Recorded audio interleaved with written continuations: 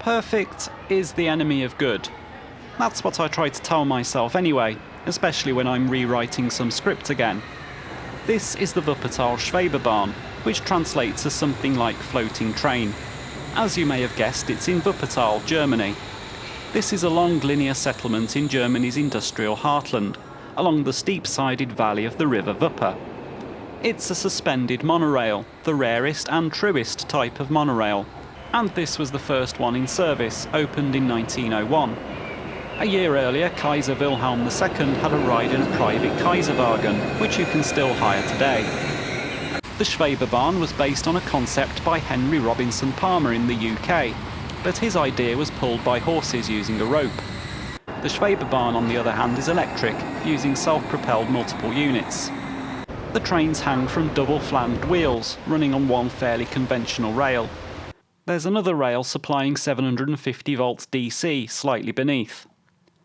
The system was copied a few times elsewhere, mostly in Germany, but didn't catch on. It suffers the same drawbacks as other types of monorail. It has to be elevated to work. Here in Wuppertal, space in the valley is at a premium, so running a railway above the river and streets isn't a bad idea. Elsewhere, people would rather have a cheaper system on the surface. Point work, like on other monorails, involves alternative pieces of track sliding into place. The system uses lots of non-standard equipment and often breaks down, including when I arrived to film it. In 1950, as a publicity stunt, a local circus put one of their baby elephants on it, which smashed its way out and fell into the river. The elephant survived and was in circuses until 1989. There have been other incidents. A crash in 1917 caused a train to fall off. In 1968, a lorry hit one of the columns and caused the track to fail. In 2008, an overheight lorry-mounted crane hit one of the trains. In the 2010s, sections of the power rail fell off several times, landing in the streets below.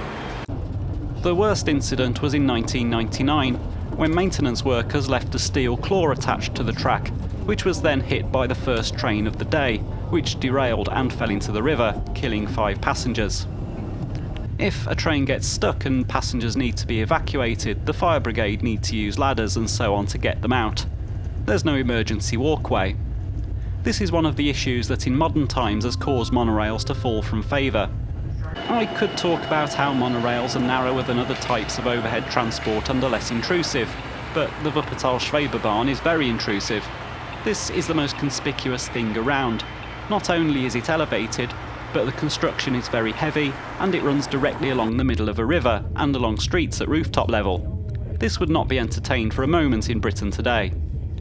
Despite all this, I'd say the Schwebebahn is a success. I thought it might be some kind of tourist gimmick, and of course in a way it is. I wasn't the only person there gawping at it with a camera. Despite that, lots of locals were using it to get around, at which it seemed pretty effective. Service was frequent, apart from the breakdown, and riding it from end to end was a pleasant and quick journey. The stations are in busy, useful locations. The Schwebebahn lives up to its name and really does seem to float above the congestion and hubbub on the streets. It's not perfect, but it works, like hopefully this video will after several months of rumination. When I was in the Netherlands a few months ago, a friend I was with suggested we go see that suspended monorail, and I got various footage that I wasn't happy with at the time, but looking at it again it probably works well enough, like the Schwebebahn does. I don't know if this is actually a video about the Schwebebahn or just something to obliquely marketing 4,000 subscribers. Thank you to everyone who has subscribed. Of course I'm duty bound now to ask you to consider subscribing if you haven't already. I'm pretty happy with how this whole YouTube malarkey is going and will continue to make videos. I had HS2 get in touch with me the other week wanting to discuss my plans for future videos. I'm not sure I have plans as such, plans is a strong word, but there will definitely be more videos. Thank you to everyone who has clicked the things to tell me to keep doing this, not least the several people who have become channel members, paying 99p a month. Every little helps. I'm Martina, and thank you to all my subscribers for looking at things with me.